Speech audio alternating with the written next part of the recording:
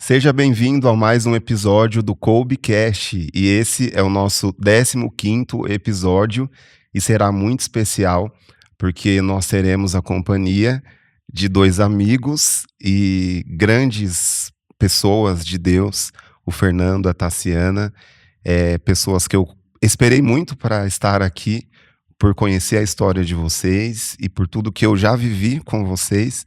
Então, meu coração se alegra por esse momento e por poder compartilhar com muitos um pouquinho do que vocês têm a falar. Sejam bem-vindos, muito obrigado por estarem aqui. Obrigado a você, Gil. Obrigada a você, É uma Gil. honra pra gente. É realmente uma graça de Deus. Se apresentem pra gente. Bom, eu sou a Tassiana, sou casada com o Fernando, somos casados há 9 anos, temos 3 filhas, Mariana com 5, Maria Vitória com 3 e Ana Beatriz vai completar 1 ano agora. E é isso. Eu sou o Fernando, tenho 41 anos, casado com a Tassi e servo de Deus. E te agradeço, Gil, pelo convite. É uma surpresa para nós, assim, uma bênção. E foi uma surpresa para a gente também receber o teu convite nessa estadia nossa. Acho que é realmente um cuidado, um zelo de Deus, permitir que com um amigo a gente possa viver essa experiência também juntos. Pude conhecer a Tassiana e o Fernando antes de serem um casal de namorados. E desde que vocês se tornaram um casal, eu sempre ouvi vocês falarem e definirem o relacionamento de vocês como um glorioso encontro. E isso vocês sustentam até hoje. Faz quanto tempo desde o primeiro encontro até hoje? Quanto tempo? 11 anos. 11 anos? Uhum. E por que essa definição? Por que vocês se consideram como um casal que vive e viveu um glorioso encontro? Eu acho o lema, né, Glorioso Encontro, ele foi tirado de um livro que o Fernando me deu quando a gente estava se conhecendo ainda, um livro que foi muito importante na história do Fer. E esse livro ele tem o título Glorioso Encontro, Como Esperar o Seu Esposo no Coração de Deus. Ou melhor, como encontrar o seu esposo no coração de Deus, né? E esse livro ele foi muito importante para minha história, para a história do Fernando, e acabou gerando literalmente a união da nossa história. Então por isso a gente fala desse glorioso encontro que também aconteceu entre eu e o Fer. O livro foi transformador para mim. Foi uma amiga muito querida nossa que me deu, que é madrinha de casamento nossa, inclusive. E eu estava num período de vida onde eu estava saindo de um relacionamento e vivendo até certo ponto uma decepção pela espera da pessoa amada, né? Então era mais um relacionamento frustrado. Então essa amiga me deu esse livro e ele foi transformador na minha vida porque ele me colocou na condição de rezar pela pessoa amada, já tendo a certeza que ela estava no coração de Deus. Era uma mera questão de tempo. Então eu precisava me colocar naquele período de espera, mas rezava pela minha mulher, já sabendo que ela existia, que estava em algum lugar. Talvez eu conhecia ou não conhecia, mas eu podia rezar por uma pessoa real. Então eu comecei a viver essa experiência. Foi um período de 6 meses até eu encontrar a Tassiana pela primeira vez. Mas o livro realmente ele orienta para uma dinâmica para que você se coloque em oração, mas que também para que você defina para você quais são os seus valores. Aquilo que você espera da pessoa amada e aquilo que seria inegociável. Eu acho que é isso que faz muita diferença na nossa vida. Porque como todo casal, nós temos as nossas diferenças, mas aquilo que é comum são os valores que nós compartilhamos. E o primeiro item da nossa lista era que a pessoa que eu quero para minha vida ame a Deus acima de tudo. E foi o que a gente encontrou no outro. Eu confirmo esse encontro, hein? Mas antes de um glorioso encontro, de encontrar uma vocação, existe uma história. E eu queria conhecer um pouco, vou começar pela Tassi, então, um pouquinho da sua história de vida. Aonde você nasceu, a sua família, onde você cresceu. Conta pra gente. Então, eu sou natural de São Lourenço, sul de Minas Gerais. Sou filha de pais separados, sempre morei com a minha mãe, com a minha avó. Tenho mais um irmão. E foi lá em São Lourenço, no sul de Minas, que eu tive o meu encontro pessoal com o Senhor. Sempre, minha família é católica, né, de mais ir à missa, seguir catequese, mas creio que, assim, aquela tradição familiar, sabe? Uma obrigação. E no ano de 2002, quando eu tinha apenas 13 anos, 13 para 14, uma amiga minha ela foi fazer um retiro da Renovação Carismática Católica e comentou comigo que era maravilhoso esse retiro e que eu precisava ir. E eu fui achando que era uma colônia de férias, né? Então, coloquei na minha mochila biquíni, um monte de roupa, convidei algumas amigas e fomos. E chegou lá, levei um susto, porque foi um encontro querigmático e ali foi meu encontro pessoal com o Senhor. Então, de 13 para 14 anos, o Senhor já me conquistou meu coração, e ali eu tomei uma decisão por Ele. E desde então, uma vida vindo sempre seguindo dentro da igreja. Com 17 anos, eu passei na universidade, vim estudar em Marília. E foi aonde o Senhor também acabou arrastando todo. Eu falo assim, eu fiz uma faculdade na fé. Porque foi aqui que, logo na primeira semana da faculdade, eu tive um encontro com uma amiga que estava passando com uma blusa de grupo de oração universitário. E ali eu mergulhei no Ministério Universidades Renovadas, também da Renovação Carismática. Então, meus 4 anos de faculdade foi muito, muito, muito envolvimento dentro da renovação. E logo depois de formada, eu acabei ficando meio perdida, ainda aqui em Marília, o que fazer, aonde continuar servindo, e fui convidada para um acampamento, que aí mais pra frente a gente desenrola aí essa conversa, mas essa é a minha história até chegar na minha vida adulta. E você, Fernando? Conta pra nós. Eu sou natural de São Paulo, capital. Nascido e criado em São Paulo. Com 12 anos eu mudei para Caieiras, que é uma cidade da grande São Paulo, né? Então, como eu estava próximo de São Paulo, eu continuei levando a minha vida em São Paulo mesmo. A escola, esportes, depois faculdade, trabalho. Cresci com meus pais, uma família bem estruturada, graças a Deus. Muita paz, muito amor, muito diálogo. Então, tenho na minha família um exemplo, uma referência mesmo. Tenho uma irmã mais nova, 5 anos mais nova. E interessante que eu e a Tassi vivemos nossa profunda experiência com o Espírito Santo no mesmo ano. Foi em 2002 também para mim. Eu já tinha vivido já os sacramentos de iniciação cristã. Na época da catequese de Crisma, eu vivi uma experiência com Jesus, eu posso dizer que foi uma experiência de batismo no Espírito Santo, mas eu deixei isso de lado um pouco, eu queria viver a minha adolescência um pouco a meu critério, não ao critério do Senhor. Então não foi algo transformador na minha vida, mas a semente ficou ali. E aquela semente que sempre me incomodava e que me levava para a missa. Nós não tínhamos naquela época, como família, o hábito de ir juntos para a missa. Então eu tomei a iniciativa de ir em algumas missas sozinho e acabei que peguei gosto pela coisa. Então alguns amigos me convidaram para um cenáculo na diocese de Bragança Paulista, que era a diocese também onde pertence Caieiras, né? Fui para esse cenáculo diocesano e aí sim eu vivi uma profunda experiência com o Espírito Santo que foi transformadora. O retiro foi conduzido pelo Roberto Tanus. Foi muito marcante para mim e mudou completamente a minha história, porque foi o dia que eu disse para Jesus abertamente: eu quero o Senhor na minha vida. E não foram só palavras ditas, foi realmente o céu se rasgar e eu perceber que Deus tinha posto as mãos sobre mim e me queria muito próximo dele. Então mudou definitivamente a minha história. A partir daí, comecei a frequentar grupo de oração, missão fora com o Ministério de Pregação, que foi onde eu me identifiquei mais e as pessoas me convidavam para participar. Eu também tenho uma paixão pelo estudo bíblico, então tudo estava um pouco associado e eu senti realmente era um carisma e a comunidade confirmava aquilo.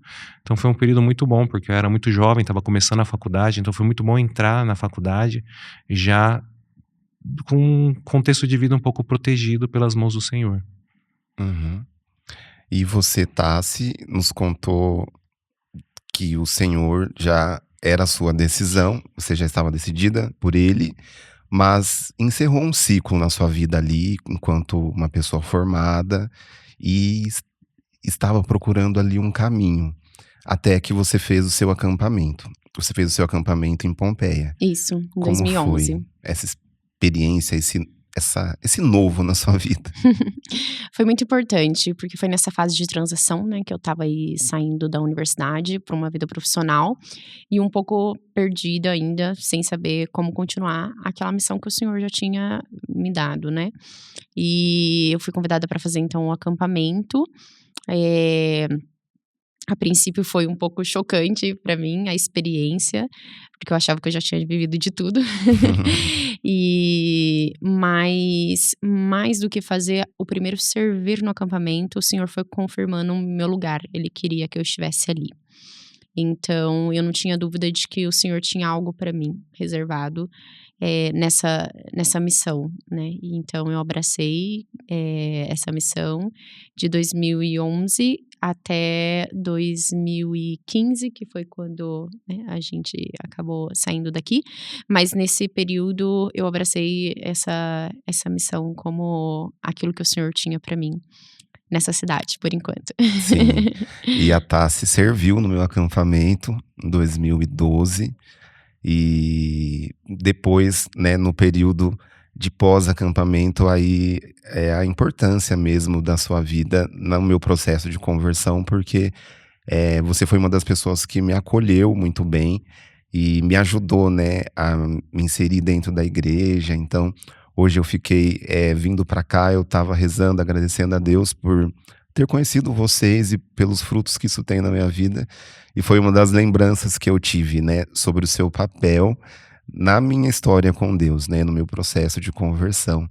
Então, pude agradecer a Deus um pouco. E, de fato, a Tassi, ela se identificou com o acampamento e também com a vida de comunidade. Serviu em muitos acampamentos aqui em Marília e também serviu no acampamento do Fernando. Mas de onde você parou, Fernando, até o seu acampamento, o que aconteceu para você chegar? Porque eu já vou adiantar que você fez o acampamento aqui em Marília. Isso. Então, como se construiu esse caminho? Assim, eu tive uma história de serviço bastante intensa, primeiro na Renovação Carismática Católica, depois eu fui membro de uma comunidade de aliança em Caieiras mesmo, dentro da mesma comunidade paroquial onde eu morava, e estando nessa comunidade, então eu comecei a servir em algumas atividades pastorais na paróquia mesmo, ou seja, deixei aquela vida de missão, viajando, pregando dentro do estado de São Paulo, e foquei mais, que foi um pedido do nosso pároco e um pedido também do fundador da comunidade, para focar em atividades pastorais dentro da nossa paróquia. Então comecei com catequese de crisma, nós tivemos anterior a isso a Escola da Fé também, que é uma das coisas que eu sou apaixonado e trabalho até hoje com isso. Uhum. Depois, grupo de jovens. Nós tivemos um período também de noite escura, porque a comunidade ela se dissolveu.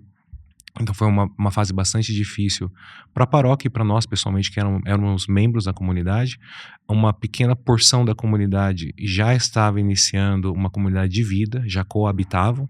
Eu não fazia parte da comunidade de vida, mas atendia os compromissos da aliança. Então para mim foi chocante também. E eu sofri as consequências disso, porque os meus irmãos mais próximos da comunidade sofreram muito com as consequências do rompimento da comunidade. E eu senti também uma falta de apoio, como alguns dos meus irmãos simplesmente deixaram a igreja. Então, o colo que eu precisava naquela época, quando também eu sofria a noite escura, ele faltou, né? Então, eu tive um período também nessa minha jornada, aí mais ou menos entre 25 e 26 anos, que foi um período que eu simplesmente me afastei de Deus. Então, foi interessante, eu fiz um exercício quando eu estava na véspera de completar 30 anos, eu fiz um exercício de escrever num papel, no meu quarto, as conquistas e os desafios que eu sofri entre 20 até os 29 anos. Quando eu me deparei com 26 anos no papel, eu não sabia o que escrever. E aí eu saltei e escrevi 27, 28, 29, que houve muita coisa boa que Deus me proporcionou, né? Uhum. Coisas que, dentro do meu contexto familiar, vindo de uma família pobre, era inalcançável, assim, um menino fazer faculdade, etc. Trabalhar numa multinacional, então coisas que realmente Deus proporcionou para mim que foram maravilhosas. Tudo isso eu fui colocando na lista, também minhas experiências de relacionamento pessoal, evolução dentro da igreja, etc. Com 26 anos ainda continuava vazio e eu fiz um círculo. E aquele círculo representava mesmo os meus 26 anos. Era um vazio, eu estava sem Deus, mas foi uma opção. Eu simplesmente me afastei do Senhor. Isso durou um período, porque eu acredito muito firmemente de quem vive uma experiência profunda com o Espírito Santo jamais vai ser o mesmo. Então, se você decide deliberadamente abandonar o Senhor, aquilo que um dia te motivou a estar próximo dele vai continuar trabalhando dentro de você, que é o Espírito Santo, para te trazer próximo, para a fonte de toda alegria. Então o Espírito Santo dentro de mim continuava me impulsionando e me incomodando. Então o pecado me massacrava, por quê? Porque o Espírito Santo me revelava que aquilo não estava certo. O afastamento de Deus me massacrava porque eu sabia que não era certo. Eu tinha essa consciência, o Espírito Santo me auxiliava. Então gradativamente eu fui retornando para a igreja, e aí retornei para algumas atividades, né? Comecei primeiro, quando eu retornei, foi interessante porque, como eu sempre levei uma vida bastante discreta, o meu retorno foi assim, nossa, o Fernando tá simplesmente de volta, mas dentro da minha história eu sei, eu vivi realmente uma escuridão de afastamento de Deus, em vários aspectos, inclusive no pecado. E quando eu retornei com formação de pregadores, depois com encontro querigmático, e aí recebi o convite para ir para o acampamento, para vir aqui em Marília fazer o acampamento, que para mim era alucinante, porque depois de ter experimentado vários retiros, eu não encontrava lógica em viajar 440 quilômetros para fazer um encontro. Ou seja, eu vou num acampamento da Canção Nova, por que não, né? Que já conhecia, estava familiarizado, era mais cômodo para mim. Mais próximo, o ambiente que eu já conhecia, para que eu vou fazer em Marília, né? Então, foi interessante porque o acampamento também foi mais uma experiência transformadora. Era aquilo que eu precisava naquele momento da minha história, isso foi em 2014, é aquilo que eu precisava para conseguir um reavivamento, novamente. E foi justamente naquele acampamento em 2014 que eu conheci a Tassiana. Aí chegamos ao glorioso encontro. Aí chegamos ao início do glorioso encontro. Gil, e só um adendo do Fer falando isso, eu me lembrei agora que no ano de janeiro de 2010 foi minha formatura aqui em Marília. E minha família veio pra me levar embora, né? Se formou, acabou. Marília tá na hora de ir embora. Porque você não tinha nenhum familiar aqui. Nada. Você só eu veio a estudar. estudo. Isso. E aí, eu lembro que foi até um susto pra minha mãe eu falar que eu não ia voltar. Que eu ficaria aqui porque o Senhor tinha dado claramente no meu coração que aqui era a minha terra prometida. E que Ele tinha uma missão pra mim ainda aqui. E eu tomei esse passo, literalmente, como um passo na fé. Porque eu não tinha emprego. Minha mãe falou, tudo bem, mas eu não te sustento mais também, porque Sim. já foi pra ela um grande sacrifício também ter me sustentado aqui durante todo o período da faculdade. E a escolha era minha, né? Então, eu lembro que nesse momento, eu simplesmente confiei cegamente que o Senhor tinha ainda algo pra mim aqui. Isso foi 2010, né? Então, esse momento de espera, tanto meu quanto do Fernando, foi muito importante para nos preparar também para chegar ao ponto do glorioso encontro, né? Igual você falou, chegamos no glorioso encontro. Mas antes de chegar nesse glorioso encontro, o Fernando passou por toda essa história e eu também passei por momentos de também escuridão, um pouco diferente, mas uma escuridão no sentido de confiança e entrega inteiramente ao Senhor. Eu sabia que o Senhor tinha algo para mim. Eu já tinha a certeza da minha vocação matrimonial. Isso já era latente no meu coração, assim como já era latente no coração do Fernando. Mas, cegamente, fechei o olho, confiei e sabia que Ele tinha algo pra mim aqui. Então, assim, isso também é muito importante, né? Sim. Pra gente recordar e saber que não foi assim, né? Uhum. Chegou Não. o glorioso encontro. Não, foi um momento bem árduo pra chegar nesse glorioso encontro. Por isso que a gente fala que foi glorioso, Uhum. né? Porque no momento que chegou o ponto do glorioso encontro, ali a gente se derramou ao ponto de concretizou aquilo que a gente já vinha sofrendo, mas uma espera muito árdua para chegar nesse ponto de glória. Sim. Foi interessante, esses anos de 2013 e 14, dentro da experiência acampamento e depois conhecendo a Tassi, o efeito para mim da decisão de confiar plenamente em Deus nesse aspecto, eu tenho clara a minha vocação, eu vou casar, minha esposa já existe, ela não vai nascer ainda, já existe, eu posso rezar por ela, mas a questão de confiar absolutamente em Deus foi um desafio para mim no seguinte sentido, eu sempre me reconheci como uma pessoa de iniciativa, de atitude, tem uma coisa que eu tenho claro que tem que ser feita, e ela é justa, é correto, é benéfico, vou lá e faço, tem que ser feito, ou seja, eu tenho que colocar a mão na massa. Mas, depois de viver alguns relacionamentos que foram frustrados, eu vivi a experiência de rezar e também, apoiado pelo livro Glorioso Encontro, perceber que eu tinha que deixar Deus tomar a frente. Então, eu me desafiei em deixar de fato Deus tomar a frente em tudo, inclusive me impedir de tomar iniciativa. Isso era um pouco contra o meu perfil, porque se tem uma coisa justa a ser feita, e se eu percebo que alguém seria um potencial, por que não conversar, dialogar, conhecer, Uhum. etc. Então eu me coloquei numa posição bastante passiva, mas foi uma experiência maravilhosa, porque foi o primeiro momento onde eu coloquei da seguinte forma para mim, essa talvez é a coisa mais séria que eu vou tratar na minha vida, que é deixar Deus conduzir os próximos passos do meu encontro glorioso. Eu vou Uhum. encontrar uma pessoa que vai viver comigo o resto da vida, e com ela eu vou formar a família que era o meu maior sonho. Então foi interessante porque essa atitude passiva minha também colocou a Tassiana, que estava em paralelo rezando, numa condição ativa que não era muito o perfil dela, né, amor? Sim, eu sempre, ao contrário, eu sempre fui mais acatada, sempre tive algo, né, nunca tive iniciativa, assim, nossa, gosto de uma pessoa, vou lá.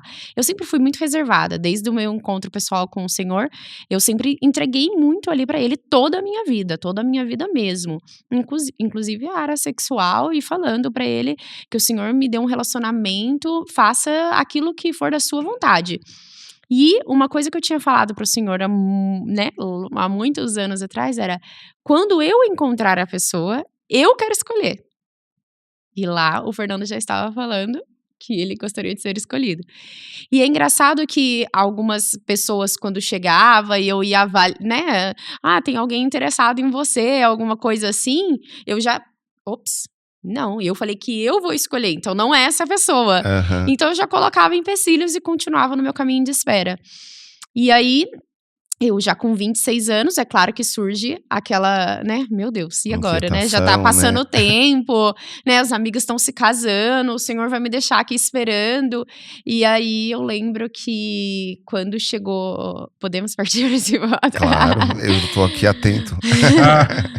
Quando foi engraçado que quando nós nos conhecemos, então, o Fernando veio, então, no ano de 2014 fazer o acampamento, aqui em Marília, eu estava na direção do acampamento, e durante são 5 dias, né, o acampamento, e durante esses 5 dias, ele me viu, claro, porque eu estava ali ajudando em alguns momentos na condução, mas são muitos campistas, né, eram 100 e poucos campistas, e eu não lembro do Fernando, assim, né, nossa, olhei para o Fernando ali, eu não lembro dele nos 5 dias. É claro que vi, mas não me chamou a Passou. atenção, passou, né, algumas pessoas marcam a gente e tal, mas o Fernando não. E aí, eu lembro que eu tinha, no último dia já, eu perguntei, né, para uma amiga nossa quem era que estava ali de Caieiras, que ela era de Caieiras também, e aí ela falou. E aí foi no último dia que eu falei: "Nossa", né, que como eu não reparei esse menino tão alto, né, e Aham. não vi. E aí depois de 15 dias, tem um encontrão, né, do acampamento, e ele veio com o pessoal de Caieiras para esse encontrão com a tribo dele, e ali foi muito engraçado, porque foi no salão ali da Glória, lá embaixo, e nós estávamos preparando o momento, e quando eles foram um dos primeiros a chegar, né, e quando o Fernando entrou naquele salão, nossa, eu saí correndo igual um bicho do mato. Parecia assim, meu coração acelerou de uma forma, minha mão começou a ficar fria, e eu olhei como se tivesse entrado literalmente Um o príncipe que eu príncipe. sempre esperei, sabe. Mas eu tive algo, assim, que foi, assim, súbito e me pegou, assim, de surpresa, porque, nossa, foi assim, meu coração saía pela boca, minha mão tremia, eu não sabia, e eu olhei ele como se, sabe, aquele suspiro, e aí eu lembro que eu entrei numa salinha de catequese, ali, que ainda não estava na hora de começar, eu ajoelhei e falei: "Senhor, esse eu escolho. Esse eu gostaria". Porque ele me chamou muita atenção, mas eu não sabia se o Fernando era casado, solteiro, viúvo, filho, não sabia nada da história dele. Eu simplesmente senti naquele momento de falar para o Senhor: "Olha, não sei nada, mas esse eu escolho". Então eu acho que foi uma das primeiras vezes na minha vida que esse passo veio de mim, porque sempre era ao contrário, né. Posso fazer um comentário aqui, amor? Claro. Nesse mesmo instante, eu estava num momento de diálogo com o meu grupo ali do acampamento, e eu falei uma coisa pra eles que foi profético. Realmente eu estava sentindo aquilo no coração, senti a necessidade de compartilhar com eles, e eu falei o seguinte: aqui em Marília, imagina alguém que vem pra Marília fazer um encontro. Eu não tinha nenhum vínculo em Marília, um amigo. Eu tenho um tio que mora em Marília com a família, mas vinha visitar o tio, assim, uma vez cada 3 anos. Não tinha um vínculo em Marília. E naquele dia eu falei pra aquela turma, eu falei: olha, eu tenho claro pra mim que aqui em Marília tem um tesouro reservado pra mim, e eu não saio dessa cidade enquanto não levar esse tesouro. Uhum. Então foi profético aquilo, porque eu não imaginava que o tesouro era a minha esposa. Sim. Eu não imaginava que o tesouro seria o meu glorioso encontro. Eu simplesmente sentia no meu coração que Deus tinha reservado algo único pra mim, Uhum. e que eu tinha que permanecer nesse ambiente pra levar esse tesouro embora. Entendi. E ela disse que não te notou no acampamento e você viu ela porque ela Sim. pregou o seu Ela pregou o acampamento. encontro. Então, Sim. mas qual foi o seu olhar para ela enquanto... Neutro, acho que nós vivemos a mesma experiência. É claro que ela me viu lá, mas como viu 100 pessoas. Uhum. Pra mim a experiência era diferente. Eu a vi como vi um grupo muito pequeno de pessoas que estavam conduzindo, e ela era parte integrante também dessa equipe, mas era uma pessoa fiel, bonita, que estava conduzindo o encontro. Mas assim, não via como uma potencial namorada ou algo do tipo. Não tinha essa pretensão. E até esse encontro que você fez essa profecia, ainda nada. Nada, mas foi justamente naquele dia, foi poucos minutos depois, que foi a primeira vez que os nossos olhares se cruzaram. Uhum. Que já tem uma relação com aquilo que você já havia orado naquele dia, né? Você tinha feito uma oração, mas ainda não havia tido um olhar dele para você. E Sim. como que aconteceu esse olhar? Fechou.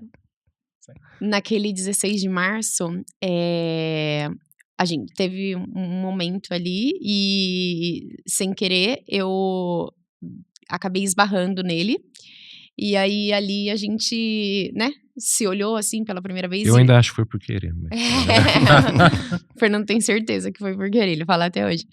Mas ali, o olhar se cruzou, um com o outro.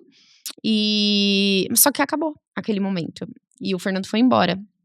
E eu lembro que ele entrou no carro com o pessoal de Caieiras, e eu fiquei sentada ali na porta, olhando ele embora. Eu lembro que eu olhei o retrovisor, o carro parado no semáforo ali da Glória. Eu olhei no retrovisor, e aquele momento foi de frustração muito grande pra mim. Eu falei: Senhor, eu falei que eu escolhia, eu nunca dei esse passo, e agora o menino tá indo pra 500 quilômetros daqui, e talvez nunca mais eu vou ver. Então foi uma frustração muito grande dentro do meu coração, fiquei muito mexida e fui embora pra casa. Ele voltou pra São Paulo, e naquele momento, quando a gente faz o acampamento, a gente recebe uma ficha que tem ali o contato de todo mundo. Hoje eu não sei se é assim mais, porque a tecnologia evoluiu, né? É um PDF, é um arquivinho. Antes era um Uma caderninho, pastinha, né? E aí, eu em casa, incomodada, muito, muito, muito incomodada mesmo, eu peguei aquele livro, eu fui olhar o nome e o telefone dele. E aí, eu lembro que eu me ajoelhei no meu quarto e falei: Senhor, eu nunca tive uma iniciativa dessa, o Senhor sabe, mas eu vou perguntar pra esse menino se tá tudo bem. Quem sabe a gente, né, eu consigo descobrir. Vai que ele é casado e eu tô com esse sentimento repentino, e que pecado eu tô cometendo, né?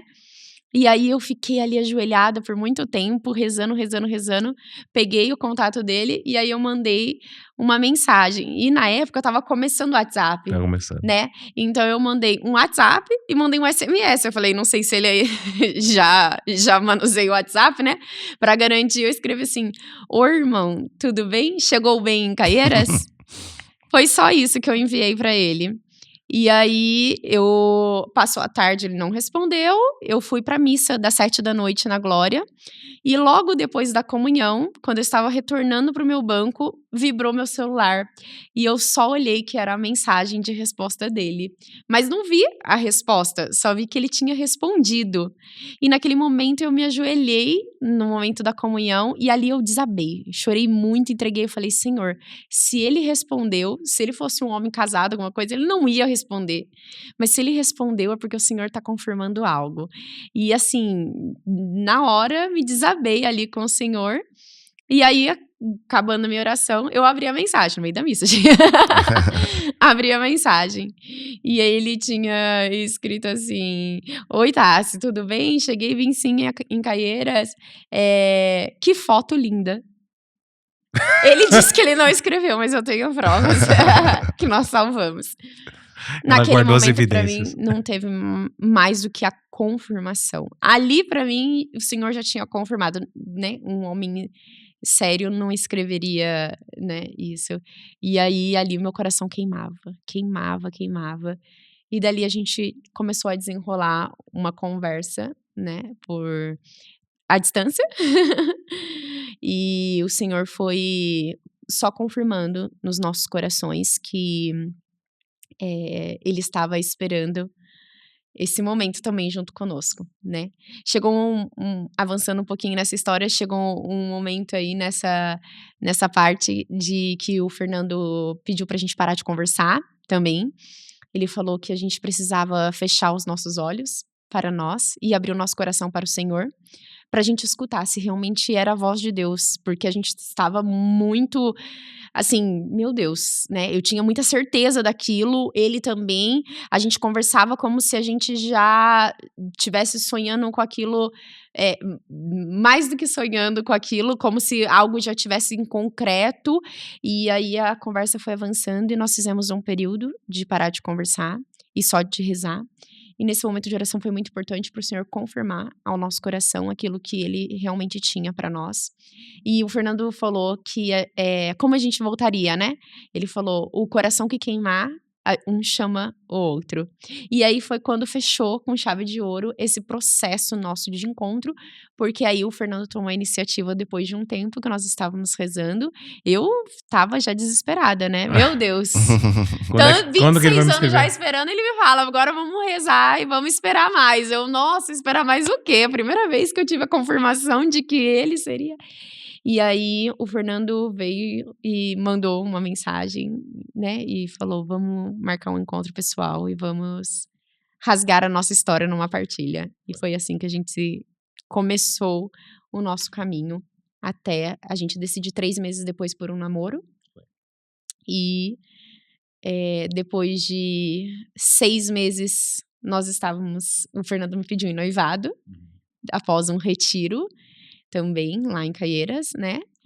E depois de mais um ano, nós estávamos indo para o sacramento do matrimônio. Então, foi tudo muito rápido, mas o meu coração e o coração do Fer, nós estávamos prontos, um para receber o outro. Então, foi só confirmação atrás de confirmação daquele momento todo da nossa história, tanto que a gente esperou um ao outro. Foi um processo de muita oração e Deus nos deu o privilégio também de amadurecer-nos nele antes de nos conhecermos. Então, nós chegamos como que prontos um pro outro, como homem e mulher de Deus, com a certeza do que a gente queria. A gente não tava pra brincar, não queria desperdiçar tempo, não queria desperdiçar as nossas emoções, nossos esforços, a gente tava bastante focado. Então, foi realmente um privilégio encontrar a Tassi já pronta. Não, exatamente. O livro Glorioso Encontro, não quero entrar muito nos detalhes do livro, porque ele é como contar um filme, né? Aham. Então acho que as pessoas têm que desfrutar mesmo esse filme. Já tô fazendo meu Que é um- pedido aqui. É Enquanto você fala. O livro realmente é uma delícia. Eu me lembro, coloca um parênteses aqui, eu me lembro, quando eu ganhei aquele livro, eu peguei ele para ler numa viagem, eu fui fazer uma viagem a trabalho pro Equador, e eu tinha uma semana de trabalho, então cheguei no Equador, comecei a ler o livro no hotel. O livro já recomenda ler um outro livro fora do livro, então eu tinha que buscar uma outra fonte, ler. Então no hotel fiz um esforço. Depois, passei a semana trabalhando e li o restante do livro no retorno. Foi uma viagem muito longa, teve várias complicações a viagem, então eu tive tempo suficiente para poder ler o livro no avião. E foi interessante que eu estava lendo o livro no avião e eu me emocionei muito com o livro e eu chorava, mas tinha mais gente do meu lado, né? Então tentava ser discreto chorando, mas quem estava do meu lado podia perceber que eu estava emocionado.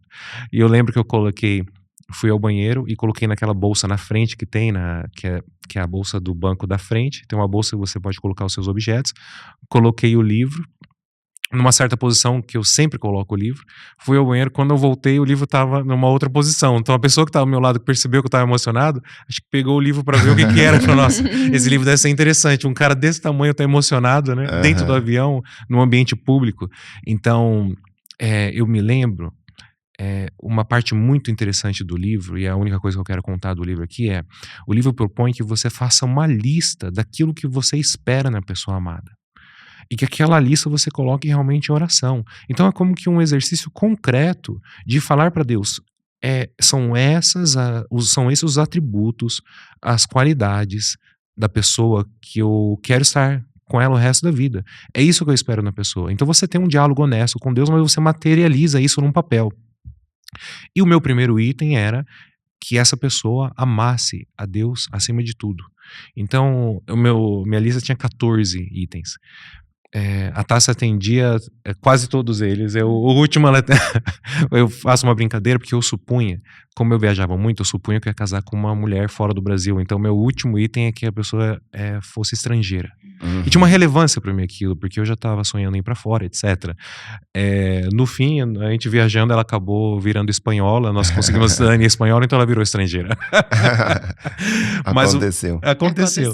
Mas o primeiro item que era o essencial e cobria todos os demais, que era amar a Deus acima de tudo. Então eu reconheci na Tássia, nos primeiros diálogos nossos, que era uma mulher que estava completamente entregue a Deus. O que ela queria era viver com Jesus em absolutamente todos os aspectos da sua vida. E então já começamos um diálogo, eu e ela, num ambiente plenamente seguro, porque Jesus estava ali com a gente. Tanto que o nosso primeiro encontro foi na missa, né, amor? Depois que a gente teve essa interrupção de diálogo por WhatsApp, quando nós voltamos a falar, nós marcamos o encontro aqui em Marília. Então eu vim e aí nós marcamos na missa no domingo às 7h, 7h30, na Glória, né? Foi o nosso primeiro encontro pessoal. Falou, bom, é agora que realmente vamos trocar olhares e vamos começar a dialogar sobre tudo isso que a gente tem experimentado no diálogo por WhatsApp. Sim. E vocês que fizeram essa experiência da lista, vocês concordam que para fazer uma lista é preciso ter uma história com Deus, né? Para não corromper os itens e colocar coisas contrárias até à vontade de Deus para nossa história, né? Então, é muito isso que vocês falaram, de viver um processo com Deus, de conversão, de amadurecimento na fé, e ter essa condição de discernir, né? Aquilo que o próprio Senhor vai confirmar, né? Porque eu fico pensando que muitos podem ouvir falar dessa lista e colocar itens, né, que de repente não são tão relevantes como um primeiro item que você colocou, né, de escolher alguém que ame a Deus acima de todas as coisas, né? Sim, a gente costuma dizer que existe itens inegociáveis, né? Exato. Fernando sempre fala. Então, tem alguns itens que são inegociáveis, né? Se não ama Deus sobre todas as coisas, não serve pra mim. Isso é um exemplo. Se não quer viver a castidade, não serve pra mim. Isso é outro exemplo, né? Mas existem itens como, por exemplo, quero uma estrangeira. Mas o que vai mudar no caminho, né? Não é inegociável, entendeu? Que se o Senhor tornou, foi um bônus. Mas eu gostaria de um homem loiro. De repente vem um moreno. Mas tem todos os itens inegociáveis, né? Então, existem itens que a gente realmente não pode desviar daquilo que a gente já esperava, mas existem alguns itens que a gente pode negociar se não for ferir a nossa essência. Sim, interessante para quem está aí em outro processo ouvir tudo isso, né? Esse caminho. E Tassi estava em Marília, disse não para a mãe, para não sair de Marília. E você em Caieiras e houve ali um noivado e a decisão de se casar. E como foi esse processo, né, de vocês discernirem, como viver esse matrimônio, aonde, como isso se construiu? Tá. Foi tudo muito natural, né. Fluiu muito, como a gente fala, como, nós nos conhecemos muito maduros na fé, existem alguns itens inegociáveis que eu acabei de falar, que a gente nem precisou conversar. Simplesmente fluiu, porque a gente já sabia que isso era isso um do outro, né. Uhum. Então, eu estava com uma carreira profissional aqui estabelecida, né, gostava muito de morar em Marília, muito inserida na comunidade também, isso pra mim fazia bastante diferença. E Pra o mim também. E isso a gente precisou conversar, porque o Fer também estava numa carreira profissional, num momento muito estável, né, chegando aonde ele gostaria, também inserido na comunidade, e ele veio fazer o acampamento aqui até mesmo com um dos propósitos que era levar o acampamento futuramente, né, para Caieiras. Então isso a gente precisou entrar num acordo, e aí já começa aquilo que verdadeiramente um relacionamento acaba nos proporcionando, que são as renúncias, né. Porque pra gente estar junto, a gente precisa sempre, saber que pra ser algum lado vai precisar ceder, né.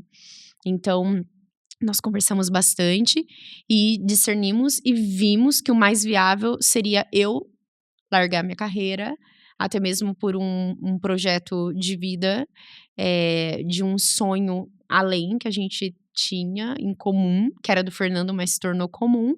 E a gente sabia que pela carreira dele seria mais fácil o Senhor desenhar este caminho, né. Uhum. Então eu renunciei à minha carreira profissional aqui em Marília, eu era enfermeira, né, na Santa Casa, eu era docente também no Centro Paula Souza, na ETEC, e aí nós resolvemos mudar para São Paulo, né, onde lá a gente viveu apenas 2 anos só, né, e aí o Fer recebe uma proposta pra gente mudar de país.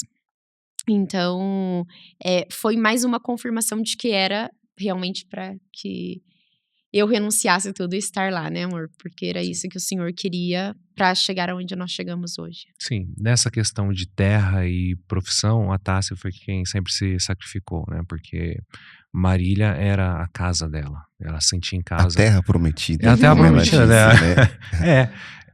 disse, né. Usar esse termo é porque tem muita relevância na tua Sim. vida. Eu tinha isso bastante claro. E eu também estava aberto a vir morar em Marília. A questão aí a gente entra na questão profissional. A questão profissional foi uma avaliação lógica. Para mim, poderia ser um regresso, porque a condição onde eu estava na empresa já estava a ponto de me levar para o exterior. Então, vir para Marília seria recomeçar numa outra empresa e simplesmente paralisar esse projeto. Recomeçar numa outra empresa e avaliar se essa empresa oferece também essa condição.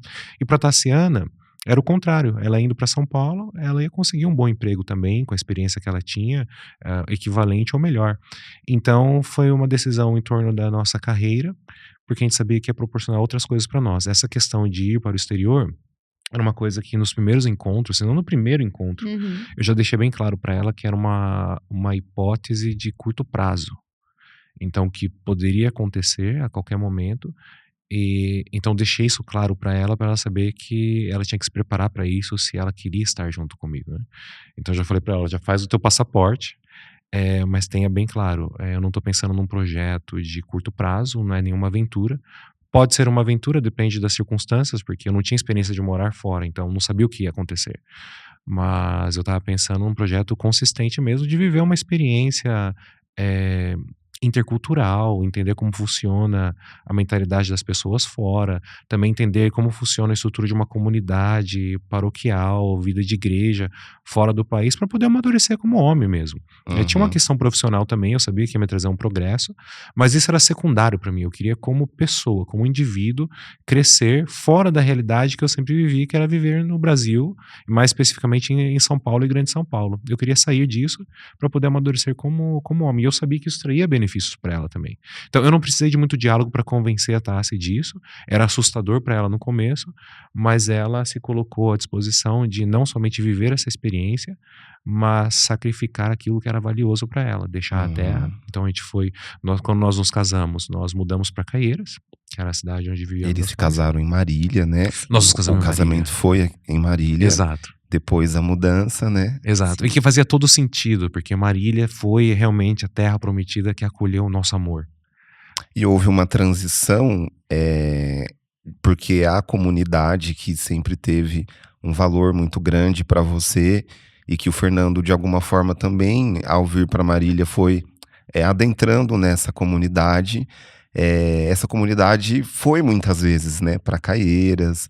Nós servimos no primeiro acampamento de Caieiras, foram mais de 50 pessoas daqui de Marília, não é? Sim. Servir, então também não foi tão brusco, né, esse a gente viveu, é verdade. A gente viu esse processo, né? Todo mundo viu junto. E aos poucos, é claro, foi tudo muito rápido, mas a gente pôde viver muitas coisas juntos mesmo, com vocês morando lá, né? Sim. Mas você vê como é bonito, Gil, essa questão da vida em comunidade. Nós tivemos irmãos, foi realmente mais de 50 pessoas, contando Marília e Pompeia, que viveram essa transição junto conosco com amor.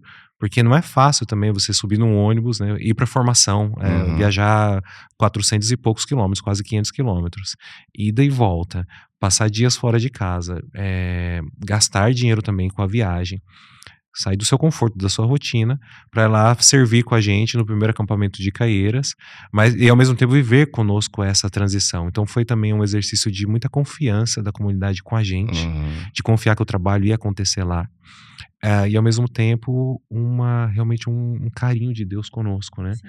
Porque nós não sentimos uma transição brusca, de forma alguma. A Tassi pode dizer com mais propriedade, porque é ela que renunciou ao local.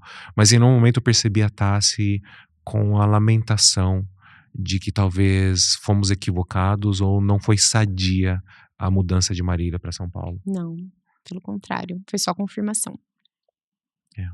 Muito bom. E na edição, a gente tá mostrando até algumas fotos desse momento, desses encontros em Caieiras, para relembrar.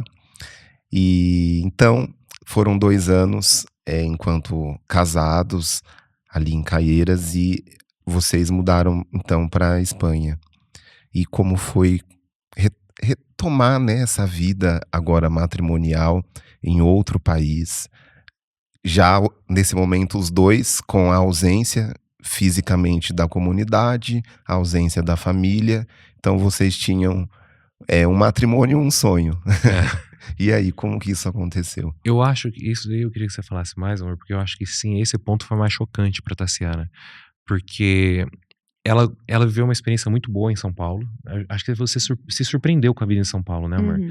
E nós tínhamos nossa casinha, tudo arrumadinho, tudo novo, já tudo estável. A Tassi estava trabalhando perto de casa, eu com meu emprego também, próximo de casa. As coisas em comunidade fluindo bem, porque junto com irmãos de lá, irmãos aqui, em comunidade a gente conseguiu iniciar o acampamento em Caieiras. Então era uma experiência nova e muito boa, demandante e boa para nós todos. E de repente vem a proposta firme de nós irmos para Espanha, e aí vai para Espanha, é realmente um corte, chocante. Ou seja, a gente deixa a nossa casa, deixa nossos amigos, deixa a nossa comunidade, deixa a nossa família e vai viver num local onde a gente não conhecia ninguém, zero, nenhum relacionamento social. Eu conheci algumas poucas pessoas na empresa, mas eram pessoas dentro do seu contexto. Eu vivia lá há muito tempo e não tinha nenhuma relação com a Tassi não conhecia absolutamente ninguém. Novo idioma, nova cultura, fora da nossa casa, comida nova, temperatura diferente, era tudo muito brusco. Então, para mim, essa transição era, numa perspectiva de médio a longo prazo, é um passo, como eu tinha na minha cabeça, é um passo para coisas muito boas que vão vir. Para Tassi, era o dia a dia trancada em casa, com garoa todos os dias no norte da Espanha, né, amor? Isso foi um momento muito importante também, porque enquanto casal, nós nos amadurecemos muito, né? Porque viver em comunidade é muito importante, mas a vida era tão intensa em comunidade que era compromisso todo dia na igreja, e mesmo depois de casado, né? Esses 2 anos que nós vivenciamos casados, era um entra e sai sem parar na nossa casa, porque segunda era uma reunião de alguma coisa, terceira de outra, como tava começando a levar, né, o acampamento para Caieiras, então era muita coisa, e a gente, às vezes, não tinha momentos que a gente estava sozinho, né? E ir para a Espanha foi aí um verdadeiro momento, só eu e Fernando, Fernando e eu. Então, nós crescemos muito, muito mesmo. Foi muito importante para a gente verdadeiramente se conhecer. Porque, mediante a tanta coisa, ali a gente só tinha, eu tinha ele e ele tinha mim, né? E o Fernando desenvolvendo na vida profissional, graças a Deus, muito bem. Mas a comunidade católica, cristã, hoje na Europa, precisa ser reevangelizada. E a gente viveu essa frieza da fé lá na Espanha, e foi um momento também de muita importância para que a gente pudesse valorizar algumas coisas aqui, da nossa cultura. E também um tempo, principalmente para o Fer, que conseguiu aprofundar mais nos estudos. Então, foi chocante a cultura e etc., mas foi um crescimento muito importante, um amadurecimento muito grande para vivenciar o que viria depois, que seria a chegada dos filhos, né? Então, essa vida, esses anos que nós passamos aí na Espanha, só nós dois, nessa frieza, mais ou menos, né, da comunidade e tudo mais, foi um reaquecimento, um gás para nós dois, para a gente se preparar para tudo que o Senhor ainda tinha e tem aí para nós. Um comentário aqui, Gil. A Espanha é um país muito católico, né? Só que é um país também de múltiplas culturas. Então não é o mesmo o sul e o norte da Espanha, o leste e o oeste. São como o Brasil também, né? Não é a mesma coisa viver no sul e viver no nordeste, ou viver no sudeste e viver no norte. Então o norte da Espanha, especificamente onde nós morávamos, que é uma região que chama País Basco, o catolicismo não é tão forte. Dentro de uma perspectiva brasileira, como nós estamos acostumados aqui. Então nós percebemos uma certa frieza. Então, dentro daquela nova realidade, eu me senti dentro de um retiro. Ou seja, agora eu levei alguns meses para poder identificar o que eu poderia fazer. Porque aquele campo de missão amplo que nós temos ainda aqui no Brasil, e com acolhimento de comunidade de forma fervorosa, nós não tínhamos lá. Tinha missão? Sim, mas não tem uma comunidade fervorosa que te apoia, te acolhe e te empurra. Então eu aproveitei essa oportunidade lá para rezar mais e para estudar mais. Então voltei para o mundo acadêmico, me matriculei na faculdade para fazer uma pós-graduação focada em Sagrada Escritura. Os professores eram todos da Universidade de San Damaso, que é a universidade fundada pelo Vaticano em Madrid, e todos eram sacerdotes católicos e doutores em Sagrada Escritura.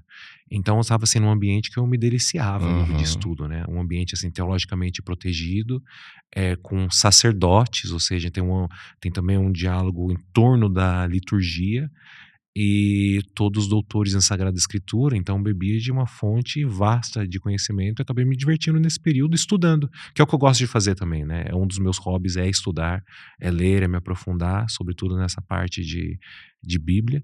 Então esse período que inicialmente eu pensei, nossa, vai ser desafiante pra gente aqui, porque não tem o fervor que a gente tem no nosso país, mas foi de fato um retiro onde eu tive um certo isolamento por não estar no campo de missão, mas era um período preparatório para o futuro que viria.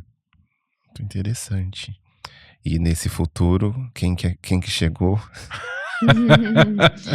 Em 2019, então a gente aí descobriu nossa primeira graça, né? Que foi a gestação da Mariana. A Mariana que agora completou 5 anos, agora em novembro, né? E logo depois, a Mariana estava com 1 ano e meio, nasceu a Maria Vitória também. Maria Vitória está com 3 anos agora. E aí, nesse período, quando a Maria Vitória tinha 6 meses, um pouquinho antes, né? A gente recebeu a graça da cidadania espanhola. Foi. Por tempo de moradia. Então, nós ficamos quase 5 anos na Espanha. E logo que saiu, a nossa cidadania espanhola, o Fer recebeu uma proposta de mudança pela mesma empresa para os Estados Unidos. E a gente já tinha isso em mente, que seria um futuro, mas não imaginaria um futuro breve. E foi no tempo exato, né? Então, a Maria Vitória completou 1 ano já nos Estados Unidos. Então, nós mudamos em junho de 2022 para Orlando, onde o Senhor nos abençoou com a graça de ir para lá. E agora vai completar 1 ano agora, dia 10 de janeiro, a Ana Beatriz, a nossa primeira americana. Então, aí hoje nós temos essas 3 bênçãos e a graça de morar naquele lugar que hoje a gente também toma posse de que, enquanto família, o Senhor tinha promessas para nós, né? Porque desde o primeiro momento que nós pisamos ali em Orlando, a gente, já diferente da Espanha, a gente já teve um acolhimento de comunidade, a gente já pôde dizer que a gente já estava sentindo mais em casa. Então, a gente sentiu que ali era a nossa missão. E assim a gente tem desenrolado até hoje. Uma grande missão já, né? Já podemos dizer que é grande. Sim. Porque vários envolvimentos. O Fer mais do que eu hoje, né? Devido às meninas. A minha missão hoje é mais dedicada à casa. Então, não que o do Fer não seja, mas a missão fora de casa ele tem cumprido muito mais do que eu, porque a gente sente que é assim hoje, que é mais cômodo para nossa família, né? Então, o Fer com vários desenvolvimentos aí de projetos, de evangelização. Então, hoje a gente volta a essa vida de comunidade em Orlando já há 2 anos e meio. Que missão, hein? Que missão. Que volta. É verdade. É o chamado, né, do casal. E vivendo plenamente isso agora num lugar onde isso é possível, né? E então, em 4 anos, foram 3 filhas. E como é educar essas filhas em um lugar que vocês estão sem essa rede de apoio, né? No sentido de os avós estão aqui, a comunidade, né? Embora estão construindo isso agora. Como que foi e tem sido isso? Tranquilo. É desafiador. É desafiador, mas também é fato que nós não sentimos tanta falta de um suporte porque nunca tivemos. Então, pela nossa escolha, nós decidimos morar em outro país, então já sabíamos que vindo um filho ficaríamos sós, ou seja, sem ter um avô, um suporte de um parente próximo para poder ajudar a gente nos momentos iniciais, sobretudo quando você é um pai e mãe inexperiente, vem o primeiro filho e agora? O YouTube ajuda a gente, mas na hora que a coisa pega, é um auxílio de vó, a experiência de alguém que já cuidou de uma criança, para falar 2 palavrinhas te ajuda muito, né? E eu lembro quando a Mariana chegou em casa, foi interessante, creio que a maioria dos pais passam por isso. A Mariana chegou em casa, os primeiros dias eu pensei, eu nunca mais vou dormir na vida. Isso é verdade. É verdade, é fato. É verdade, eu fato. realmente pensei isso, que eu nunca mais ia dormir na vida, porque a criança à noite chorava sem parar. Eu lembro que eu tirava a roupinha da Mariana e falava, não, tem um alfinete nessa menina. Embora a gente não coloque nenhum alfinete, deve ter alguma coisa que tá espetando ela, que a menina não parava de chorar, já tinha mamado, não dormia. Os primeiros dias de um pai inexperiente, né? Coisa que talvez uma avó falaria 2 palavrinhas e já falou, deixa, dá ela aqui no meu colinho. Então, como nós nunca tivemos isso, a gente não sentiu falta. A gente tratou da situação com a Mariana. Passou a ser natural para vocês. Passou a ser natural. Quando veio a Vitória, não foi algo desafiador, assim, era mais uma criança que a gente ia viver a experiência de não ter uma rede de apoio, mas a primeira experiência foi bem sucedida, a Mariana, graças a Deus, está aí bem saudável.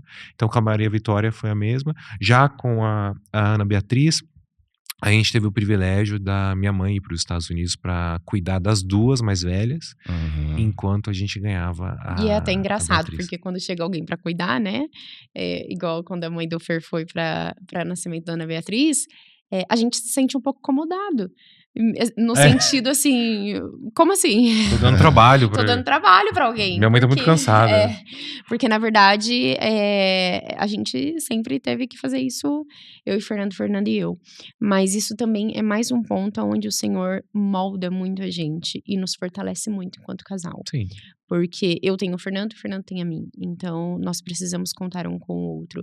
E se torna muito leve quando os dois conseguem participar e conseguem, né, amor, ajudar um ao outro, assumindo a missão juntos, né? Porque não é minha filha, não é filha do Fernando, é nossa. Então, se torna leve quando os dois se carregam junto. Então, isso é o que a gente tem experimentado. No final, isso fez a gente amadurecer muito como casal e a percepção de que a gente podia contar sempre um com o outro. Nas coisas que eu não era habilidoso, eu tive que desenvolver. A Mariana nasceu, a Tassi, o primeiro mês foi bastante difícil para ela. Eu fui pra cozinha. Eu me lembro, eu tava hoje revisando um dos textos do perfil Casamento Católico no Instagram, um texto que eu escrevi, e é interessante, eu nem me lembrava dessa ocasião. Eu, um dia, na cozinha, preparando a comida, com o pé empurrando o carrinho da mais nova, e tinha roupa para pendurar no varal. Então, eu até coloquei no texto. Quem está lendo isso, supõe que eu gosto de tarefa de casa. Não é uma questão de gostar ou não. Como perguntar para Jesus se ele gostava de ser sacrificado na cruz. Não é uma questão de gostar da cruz ou não. É uma questão de sacrificar por quem você ama. Você faz tudo. Você oferece tudo. Jesus ofereceu a vida. Por que eu não ofereço a vida para minha família? Se preparar uma comida ou estender uma roupa não é nenhum sacrifício. Então não tem um questionamento quando chega essa necessidade. Vai e faz, porque minha mulher precisa, meus filhos precisam. Então, essa experiência foi que consolidou, foi uma demonstração concreta para nós dois, para mim e para Tassiana, de que a gente sempre podia contar um com o outro. Mas é lógico, quando você tem uma relação onde Jesus participa em todos os instantes, nós temos nossos momentos de tensão, porque além de seres humanos somos pecadores, então isso é natural, mas a maneira como nós tratamos esses momentos de tensão e também os estresses que vêm com a demanda de 3 filhas ao mesmo tempo, e as 3 são muito pequenas, a Ana Beatriz faz 1 ano semana que vem, então 1, 3 e 5, as 3 demandam muito, um aninho, 3 aninhos e 5 aninhos, as 3 demandam muito ao mesmo tempo, a gente tem pouco tempo pra gente, eu tenho mais as tarefas do trabalho, ou seja, é um amontoado de coisas ao mesmo tempo, né? Mas por que viver um estresse, né? Porque isso é só bênção. 3 crianças saudáveis, é só alegria, é tudo que a gente sonhou. Não sabemos o que vem pro futuro, mas o que Deus vai enviar para nós vai ser sempre coisa boa. Então, os momentos de tensão, a gente lida junto com Jesus. Faz parte da vida, é uma coisa natural. Eu fico, às vezes, surpreso, embora entendo que muitas pessoas passam, porque passam mesmo, mas fico um pouco surpreso com o volume de queixas por conta desse cotidiano.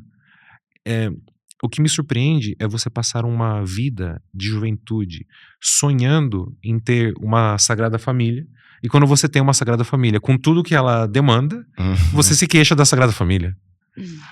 Para mim, eu fico um pouco confuso. Acho que é o contrário. É louvar pelas tarefas do cotidiano, e muitas delas são oferta de amor para as pessoas que estão dentro da sua casa. Como preparar uma boa comidinha, como deixar a casa limpinha, como trocar uma fralda de cocô. Que eu suponho que não é agradável para ninguém, mas é um gesto de amor, tem que ser feito, e tem que ser feito com excelência. Sim. E colocar esse sentido, né, de algo muito maior do que aquela tarefa simplesmente, né? Quando você traz esse sentido, você torna aquilo fecundo e mais nobre. Muito bom. Claro, eu me lembro, dificilmente eu troco uma fralda das meninas irritado. Eu troco a fralda fazendo cócegas e cantando. Até a Ana Beatriz, eu brinco que ela luta jiu-jitsu com a gente, porque ela se recontorce toda, né? Então eu vou me recontorcendo com ela. Vou grudo no sovaquinho dela, grudo no pezinho dela, e a gente vai se divertindo. A vida é isso. E agora eu quero que vocês participem do quadro Reels Colbcast, que é desafiador, porque é falar de um assunto que mereceria um tempo grande, mas falar no tempo reduzido, aproximadamente de 1 minuto. Então, vou começar com o Fernando, depois eu vou repetir essa mesma pergunta e a gente vai continuar dentro desse tema, que tenho certeza que está todo mundo gostando, família e tudo mais.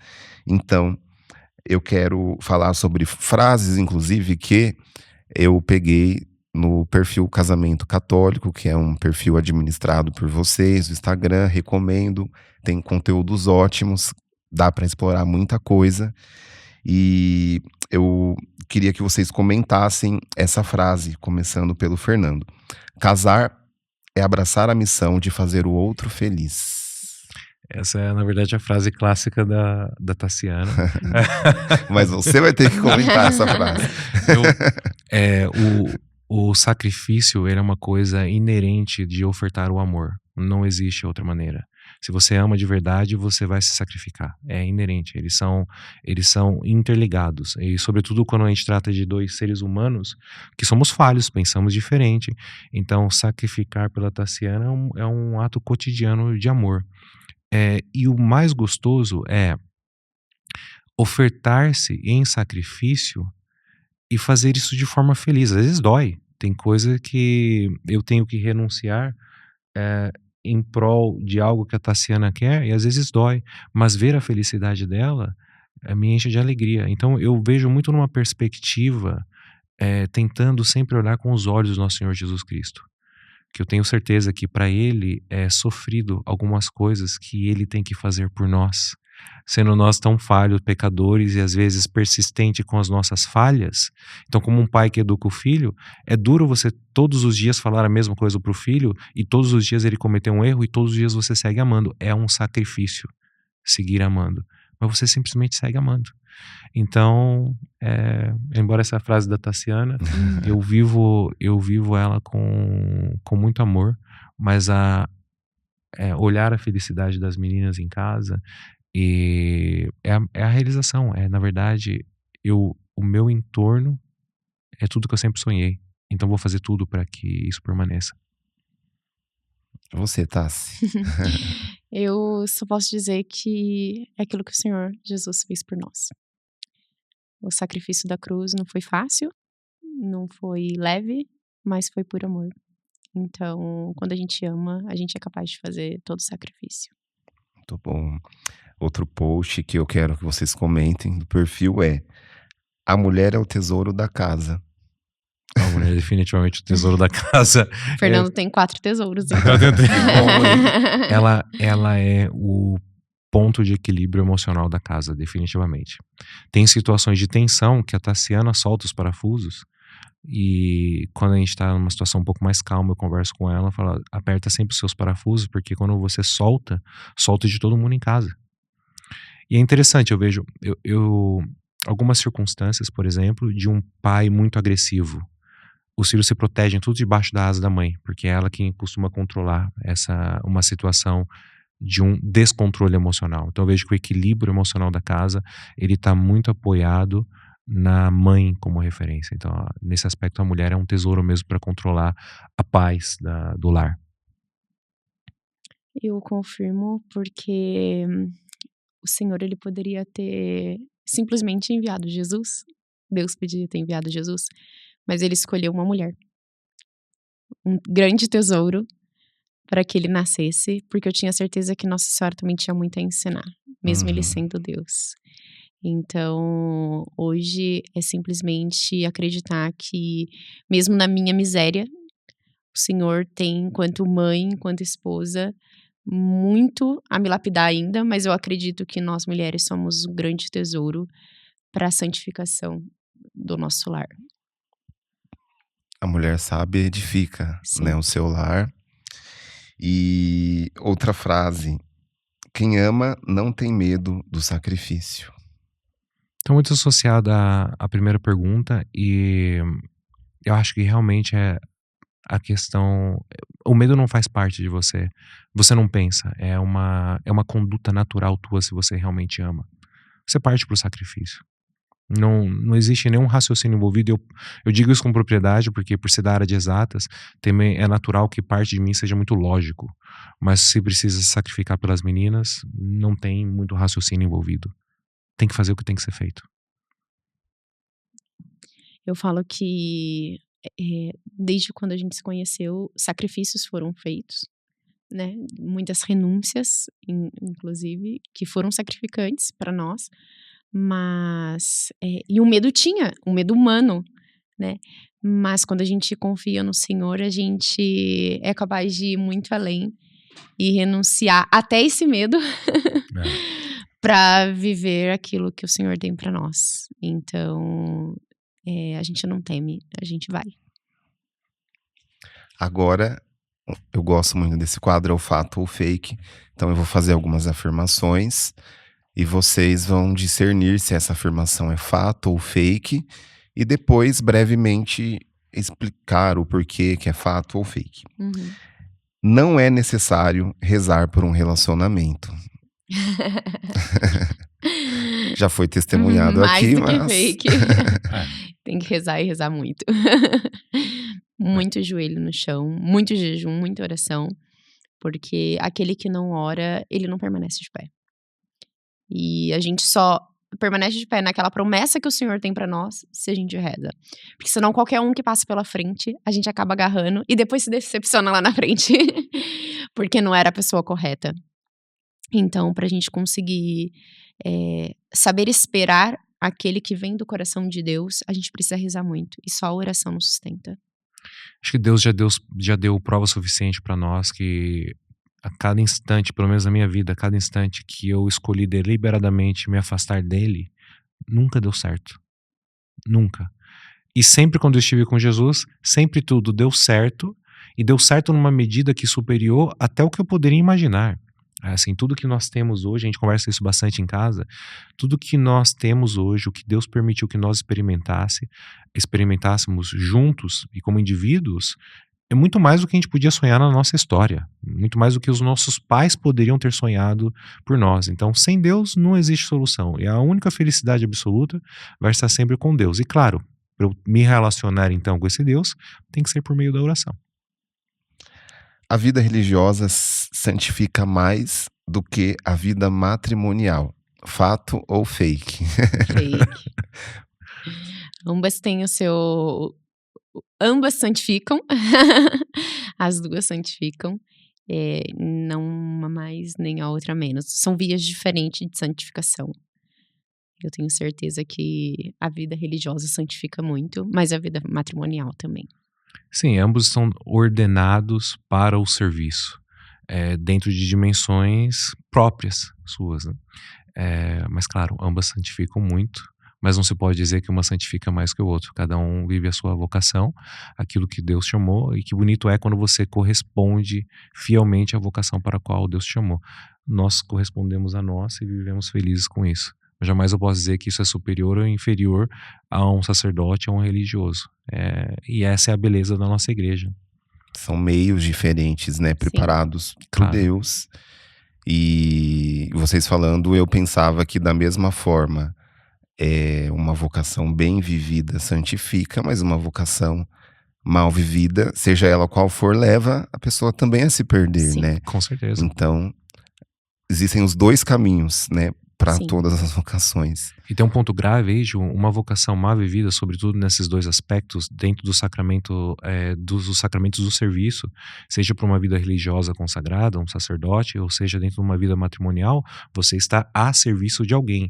Então, uma vocação mal vivida, quem vai sofrer as consequências é você e também a quem você está servindo. No meu caso, eu sirvo dentro do ambiente matrimonial, eu sirvo a minha família. Uma vocação má vivida, seja qualquer coisa que eu me corrompa dentro daquilo que Deus espera de mim ou aquilo que eu prometi para Tassiana, as consequências são diretas para quem eu estou servindo, que é minha esposa e minhas filhas. Sim. Eu penso também nessa finalidade, né, da vocação, da nossa vocação, ela necessariamente precisa ser um meio de santificação, né? Claro. Então Deus nos dá uma vocação para que através dela eu possa me salvar, né? Então todas santificam e precisam nos santificar, precisa ser a nossa via, Sim. como vocês estão partilhando aqui com a gente, no cuidado com os filhos, um com o outro, e de viver essas oportunidades mesmo Sim. para o nosso caminho maior, que é a eternidade, né? Amém. Fato ou fake? Sem oração é impossível ficar em pé no matrimônio. Mais do que Com fato. força. Com força. Vai Mais lá, do amor. que fato. Muito joelho no chão, assim como a gente esperou, com muito joelho no chão. Manter também só com o Espírito Santo. com muita oração É mesmo. impossível, né? É impossível, Impossível. é impossível. Eu me lembro de algumas ocasiões, poucas, mas ocasiões de conflitos dentro de casa, e que fique bem claro, nós somos um casal normal que vivemos nossos conflitos, e nós somos muito diferentes, eu e a Tassiana. O que nós temos muito em comum é aquilo que Deus enraizou em nós, os valores que nós temos, sempre tivemos, então é por isso que sempre dá muito certo, embora nós temos nossas diferenças que também são marcantes. Então, por conta das nossas diferenças, também temos os nossos conflitos. E eu me recordo de algumas poucas ocasiões que o conflito foi tão intenso que eu simplesmente precisei de um ar, saía de casa. Então, o que alguns, quando saem de casa, você pode ir para vários lugares, né? Às vezes que eu saí de casa, eu lembro quando a gente morava na Espanha, a gente morava a 3 quadras da praia, então às vezes eu sentava num parque que tinha uma vista para o mar, eu ficava ali rezando o terço, e depois ia para a capela, e depois voltava para casa. Então era o recurso, era o remédio que eu precisava para conseguir dentro de mim controlar todas aquelas emoções e voltar em paz para casa, e funcionava, porque era Deus que estava no comando.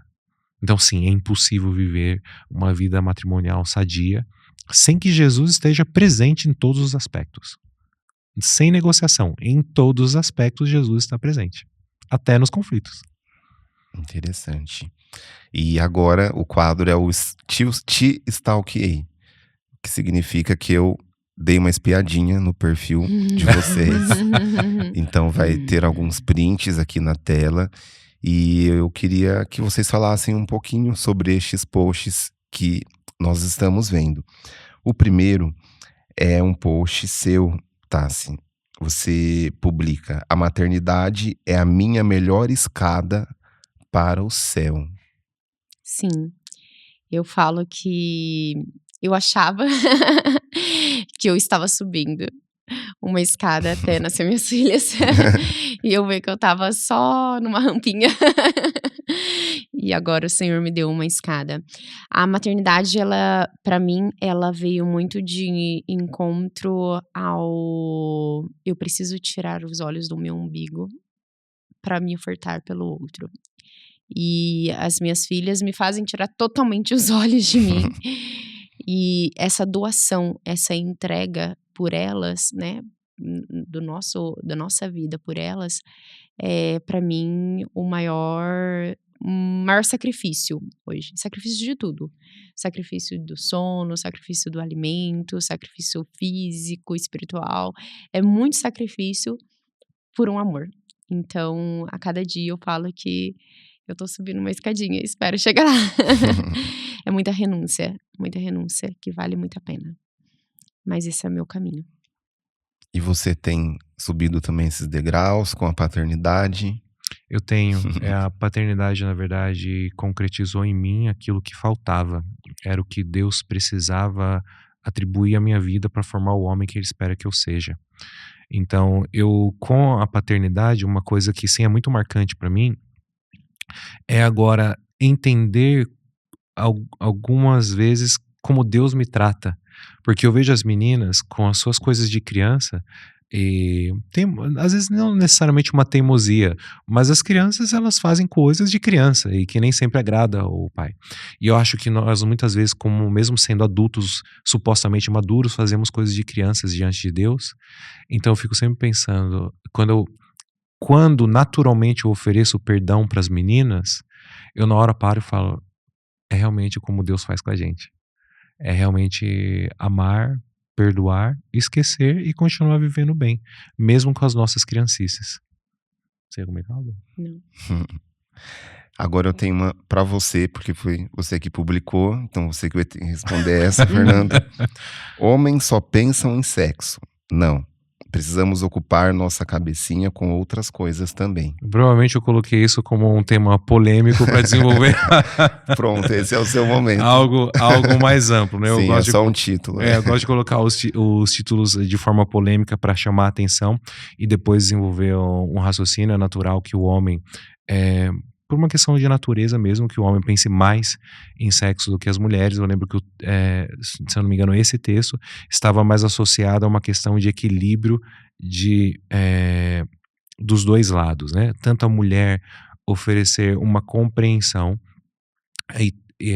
para auxiliar um homem nessa necessidade que é maior do que ela tem, mas também o homem compreender a mulher em circunstâncias em que para ela é difícil, seja exaustão física, seja oscilações hormonais que afetam o temperamento da mulher, ou em circunstâncias que nós vivemos por várias etapas, agora com as meninas, o pós-parto, o cuidado com os filhos é muito demandante para a mulher. A Tassiana amamentou as 3 ainda, amamenta a Beatriz, é muito exaustivo. Ela passa durante a noite 3 vezes. Com a Vitória, eu lembro que a Vitória acordava 7 vezes numa noite. No outro dia, como é que eu queria encontrar a mulher em plenas condições de ser mulher para mim, e inclusive no âmbito sexual. Então cabe sim um cuidado do homem, que embora sim a gente tenha uma necessidade maior, embora sim a gente pensa muito, ter um zelo com a mulher, respeitar e conversar. O diálogo auxilia muito nesse aspecto. Eu defendo muito a tese de que eu não posso esperar que você faça o que está na minha cabeça, ou eu não posso acreditar que você consegue ler os meus pensamentos. Nós estamos em casa, somos os melhores amigos um do outro, porque eu não verbalizo as coisas que são importantes para mim. E se o sexo é importante para mim também, numa frequência que talvez você não consiga atender, que eu verbalize isso de forma clara para que você talvez veja a minha necessidade de forma transparente e tente nos ajudar enquanto casal. Tá-se um post seu, saudades deste tempo. Post que você publicou, né, mostrando, ilustrando a sua vida na comunidade, as suas missões, falando dessa saudade. Enfim, queria que você comentasse um pouco sobre isso. Bom, eu acho que eu vivi bem o tempo de que era solteira, depois o tempo de casada sem filhos. E, claro, principalmente quando a gente estava na Espanha, como a gente já comentou, essa saudade da vida em comunidade bateu mais forte, né, amor? Porque, como a gente já falou, a gente viveu um pouco desse isolamento. Hoje, com as meninas, eu acho que não que eu não tenha saudade, mas acho que eu vivo bem o tempo também de ser mãe e de estar com elas. E preencho bem esse tempo de comunidade naquilo que nós temos de envolvimento hoje, né? Provavelmente esse post aí foi um pouquinho passado, mas assim, realmente a gente teve bastante momentos de sentir saudade mesmo de tudo aquilo que a gente vivia aqui, mas acho que hoje isso tá mais bem resolvido. Com as meninas, o tempo preenche que eu não consigo, pelo contrário, né? Não consigo me ver mais vivendo a vida que eu tinha de comunidade. É engraçado, porque às vezes eu vejo alguém marcando uma reunião 8 da noite na igreja e falo, meu Deus do céu, 8 da noite? Minhas filhas já estão dormindo 8 da noite, né? Pra mim já é 5 da manhã, 8 da noite, E né? você era essa pessoa que marcava a reunião às 8 da noite. Era. Então, depois do nascimento das meninas, muita coisa mudou e foi muita coisa preenchida com esse novo que hoje eu vivo. Então, acho que hoje a gente vive bem preenchido com isso. Não que eu não tenha saudade, porque só tem saudade daquilo que é bom. E foi muito bom, muito importante, mas foi muito bem vivido. E que é um testemunho, né? Poder, para quem os conheceu em outros contextos, poder ver todo esse caminho, toda essa trajetória e também a realização plena daquilo que só se conquista vivendo a vocação, o chamado, e não fugindo disso, né? Sim. Então isso para nós é um testemunho, né? Porque muitos te olham, né, como aquela jovem, né, tão dedicada à profissão, à igreja, o Fernando também, e hoje tudo isso um novo sentido, né? Então é muito interessante poder testemunhar tudo isso. Eu acho que aí também se concretiza naquilo que existe um tempo para cada coisa, né, Gil? Então eu falo assim, quem vive bem os processos, depois não volta, não atropela nada, vive bem os processos, depois a gente não volta arrependido. Então foi muito bem vivido o tempo que nós vivemos, né? Cada momento. Por isso eu acho muito importante não pular etapas. Né? Sim. Viver as etapas são muito importantes. Nós hoje vivemos muito bem a etapa que nós estamos vivendo enquanto pais, porque eu acredito que nada foi atropelado. Cada degrau subimos passo a passo, né? Então, eu acho que isso é importante demais. Sim.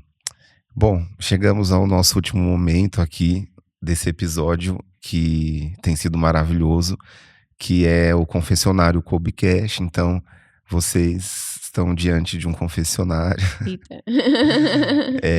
para, em uma ou poucas palavras, né, falar a respeito, completar essas frases. Então, fiquem à vontade. Pode ser respostas mais descontraídas ou sérias, como vocês quiserem responder. Combinado? Ok. Um sonho realizado. Casar. O maior sonho meu era formar a família. Um sonho que pretende realizar individualmente. Assim, é claro que contempla o outro, né? Eu quero levar a Um Tassiana sonho pra do Terra Santa. Fernando. Um sonho da Tassi. Levar minhas filhas pro céu. E um sonho do casal. Ir juntos pro céu. Juntos. Levar um ao outro pro céu. Eu gosto muito de... Eu gosto muito de esportes. Eu gosto muito de treinar. Eu gosto muito de rotina. Curto, comento e compartilho pessoas que... Que somam, que gostam de batalhar, que lutam pela conquista, que somam na nossa vida. Que me edifica. O maior milagre que Deus fez em mim é... Eu ter nascido. Me ter chamado para estar próximo dele e eu agora enxergar que eu aceitei isso, eu vejo como um milagre. E o maior milagre que Deus fez no casal, enquanto casal. Acho que o nosso Gerar filhos. Eu acho que o nosso maior milagre é gerar aqueles que ele nos dá, nos empresta para voltar para ele. O maior milagre que Deus fez ou faz através de vocês. Eu ainda olho no espelho e ser um canal da graça de Deus em muitas ocasiões é definitivamente um milagre. Eu também reconheço as habilidades que o Senhor me deu, que tem que ser colocadas a serviço, mas não deixa de ser um milagre, um instrumento frágil, eu conseguir oferecer para as pessoas um pouco daquilo que Deus ofereceu para mim. Eu continuo batendo também na tecla das meninas. Uhum. Ser mãe é um milagre. E o maior milagre através do casal? Deixa eu lá. Essa pergunta é inédita, hein? É, né? Eles acompanham todos os episódios, mas essa saiu da pauta. É bonito de ver, de ler os comentários, de ouvir os testemunhos de muitas pessoas que ficam impactadas com a nossa história, com tudo que você já trabalhou no perfil Casamento Católico. Nós nunca imaginávamos que o efeito seria dessa forma, né? Eu vejo como um milagre também, porque, de novo, nós somos seres humanos, um casal normal. Temos nossos conflitos, o chapa esquenta em casa muitas vezes. E tá tudo bem. Mas eu acho que acaba sendo uma fonte milagrosa, de novo, porque Jesus está conosco em todos os instantes. Sim. E é interessante como nós chamamos muita atenção um do outro. Ou seja, como indivíduos nós amamos muito a Jesus, não necessariamente como casal. Agora, como indivíduo nós amamos muito a Jesus, então dentro da relação de casal, quando um se coloca numa posição, você não está sendo tão católico, o outro levanta a mão, você não está sendo tão católico. Então, isso faz parte de todo o milagre que Deus faz em nós como indivíduos, e acaba que depois, como casal, quando a gente se coloca como casal a serviço, impacta na vida das pessoas. Sim. O meu hobby é... Hoje é ir pra Disney toda semana com as crianças. Que a gente hobby. gosta bastante. A gente gosta. Como família é uma coisa que a gente faz bastante. Sim. Eu tenho medo de... Perder o céu. E de perder o Fernando. Eu tenho medo. Ele sabe disso. Eu tenho medo. Talvez o único medo mesmo que eu tenho na vida é encarar o meu último dia e não ter cumprido aquilo que eu deveria ter feito. Na perspectiva de evangelizador mesmo. Uma música preferida que marca a história de vocês individualmente e depois uma música preferida do casal. Individualmente, pra mim, Abraço de Pai, da Adriana. Eu tenho uma, não sei se individualmente, porque faz parte da história, que é Tudo que Deus Prometeu, da Eliana. Então, essa música é junta. É tanto minha quanto faz parte da nossa história. Tudo que ele prometeu, ele cumprirá. Que foi a música que entrou as nossas alianças no dia do casamento. E tem total contexto com a nossa história. E seria a música enquanto casal também? Quando casal, sim, minha também. Não vivo sem Jesus. Sem Eucaristia. uma passagem bíblica. Individual? Individual e também como casal, porque eu tô aproveitando esse momento aqui, né? Não é sempre. Individual pra mim, o prólogo de São João, João 1, versículos 1 a 18. O verbo se fez carne. Individual pra mim é Romanos 8, se eu não me engano, que fala que a glória do tempo futuro não se comparará ao tempo presente, e eu sempre acreditei muito naquilo que o Senhor teria pra mim, que é o que eu vivo hoje. Então, sempre acreditando que Ele tinha o melhor pra mim, e hoje se concretiza isso. Um esporte. Todos. Um esporte. Todos. Nenhum. Aí tá as diferenças. Aí, olha. Começou, Nenhum. Essa é pra Todos. outro episódio, as diferenças. Um santo de devoção. Santo Antônio, com força. Eu acho que por tabela eu entro com Santo Antônio, porque o Fernando não permite nem outro. Mas futuramente São Padre Jonas. Amém. Amém. Invoca a intercessão de Maria, especialmente quando... Ixi, tudo. Tudo. Especialmente quando tem uma decisão importante que impacta, que provavelmente impactará a nossa história, aí é um momento especial que é com ela. Sempre vai ser com ela, e em especial mediante o Santo Terço. Nossa Senhora, eu tenho um mimo muito grande com ela. E na nossa relação, na nossa família, Nossa Senhora, ela carrega cada detalhe junto, né? Seja na nossa casa, quando a gente precisa de alguma intervenção, as meninas são muito marianas, por isso a primeira Mariana, a segunda Maria, a terceira Ana. Todas dedicadas a ela, e tudo na nossa história, assim, de presença de Nossa Senhora, de datas. Nós casamos no dia de Nossa Senhora de Guadalupe, marcamos a data e nem imaginávamos, né? Nossa história com Nossa Senhora de Lourdes, tivemos em Lourdes mais de 8 vezes, uma intimidade muito grande com ela, né? A consagração, enfim, tudo aquilo que... Toda a nossa história, Maria é muito ligada, então é o tempo todo pedindo. Quem te inspira? O Fernando me inspira muito, e ele sabe disso. Os mártires da igreja me inspiram muito. Pra mim, o céu é... Logo ali. Eu tô subindo. Espero que seja logo ali. É a meta. Deus caprichou quando criou? O Fernando. Criou a taça. E a batata também. Que batata de qualquer jeito é boa. É cozida, assada, purê, frita. Mas ele caprichou também muito quando ele fez as nossas 3 bênçãos. Quando você chegar ao céu, vai olhar pra Jesus e... Ixi, correr pro abraço. Abraço. Dizer o quanto eu amo. Um abraço de pai.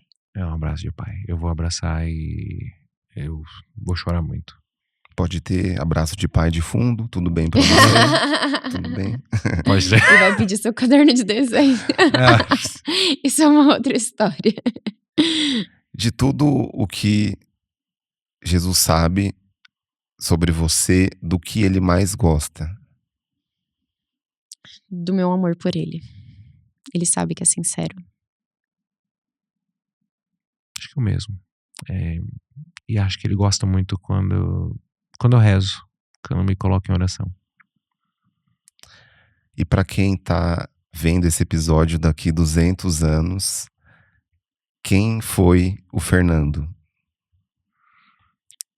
eu tenho uma coisa comigo, qualquer trabalho que eu me coloco para fazer no campo da evangelização, daqui 200 anos, eu espero que as pessoas não lembrem o meu nome.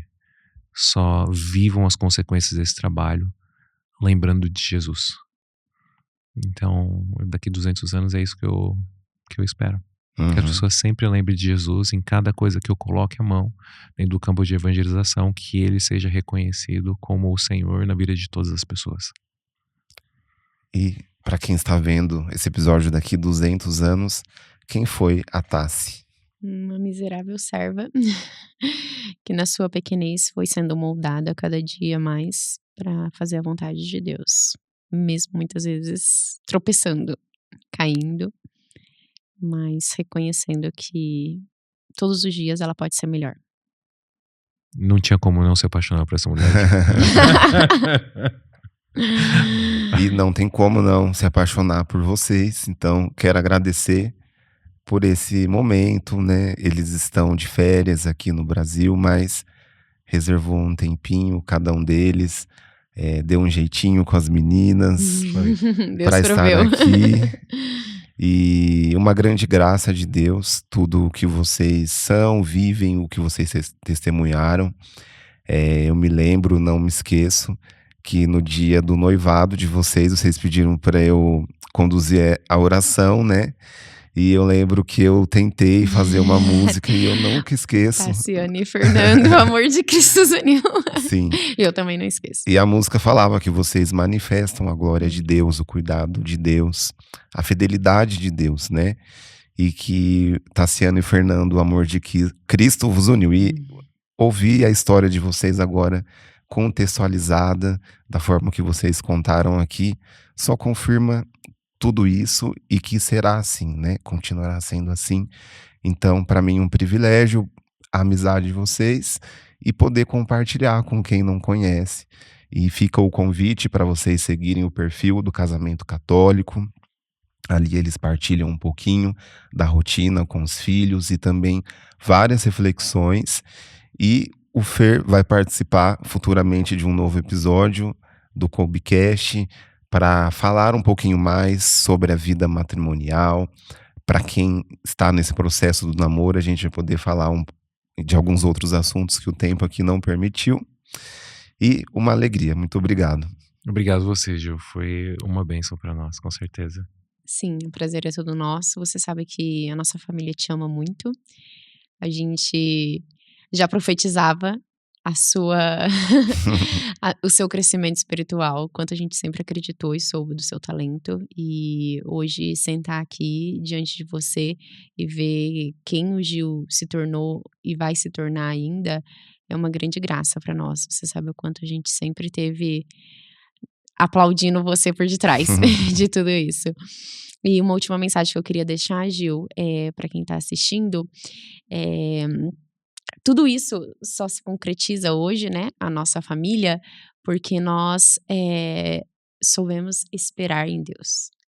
Esse período de espera, eu acho que foi uma das coisas que mais marcou a nossa história. E hoje, se eu tenho um conselho para dar para alguém que vive um momento, gostaria de encontrar alguém em Deus assim, é saber esperar no Senhor. E esperar com paciência. Eu esperei 26 anos, o Fernando esperou mais, mas aquele que espera no Senhor nunca é decepcionado. O Senhor, ele não decepciona aqueles que esperam nele. Então, hoje a gente vê muitos casais se separando, se frustrando, famílias não dando certo, mas porque quiseram pular, às vezes, algumas etapas e não souberam esperar. Então, se hoje eu posso falar para alguém, espera e confia no Senhor, porque Ele tudo fará. Amém. Então, para nós encerrarmos, vou pedir para vocês conduzirem uma oração e assim nós encerramos esse episódio. Obrigado pela sua participação. Convido você a compartilhar esse vídeo com quem você ama, com quem você compreendeu que está nesse processo em relação ao matrimônio, em relação ao namoro, que precisa ouvir o que você ouviu. Envia esse vídeo e vamos juntos evangelizar. Amém. Cesar. Amém. Então, nesse momento, eu gostaria de pedir em especial a presença de Nossa Senhora, sobre todas as pessoas que estão nesse processo de espera, nesse processo de sonhar aquilo que o Senhor tem para cada um. Né? Todas as pessoas que às vezes estão assistindo e falam, nossa, mas no meu matrimônio não é assim, na minha casa não é assim, mas que possam se apoiar em Nossa Senhora, possa pedir a intercessão dela e confiar que quando ela está à frente, todas as graças vão vindo por detrás e que tudo é possível para aquele que espera, para aquele que crê. Ave Maria, cheia de graça, o Senhor é convosco.